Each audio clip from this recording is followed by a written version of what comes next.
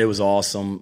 Knew Phil, obviously, even before I came back, when I was here as an assistant, and then, since I've come back and whatnot, did not know the family. But what a tragic loss for the Gamecock football community.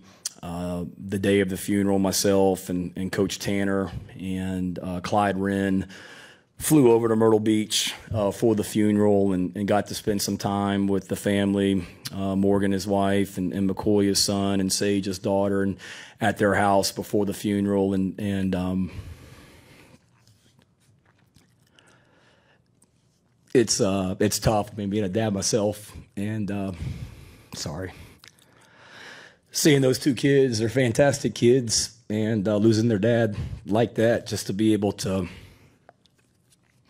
bring them some joy yesterday when they came out to practice, and see McCoy out there running around on the field, and Sage spent some time with Jessica Jackson from a recruiting standpoint, and McCoy told me when he was leaving, he said, "This is probably the greatest day of my life." And I told our players last night, they were unbelievable. I mean, we got some great kids in this program, and the amount of time they spent with McCoy yesterday. I mean, I know you guys were at practice and saw some of the footage with the receivers. I mean, he told me Josh Vann was his favorite player. He was yelling at me because Josh didn't catch any balls in the Duke's Mayo Bowl, and I didn't call plays, blaming Satterfield. And then he's mad because Darius. He remembers everything. He remembered Darius Rush had a huge sack on the quarterback against Florida. But you guys saw all that. But what you didn't see is after practice, I think the receivers probably stayed out there on the practice field with him for 30 minutes, just throwing passes after practice yesterday. And what you guys didn't see was the family came up there and ate dinner with us last night, and the players.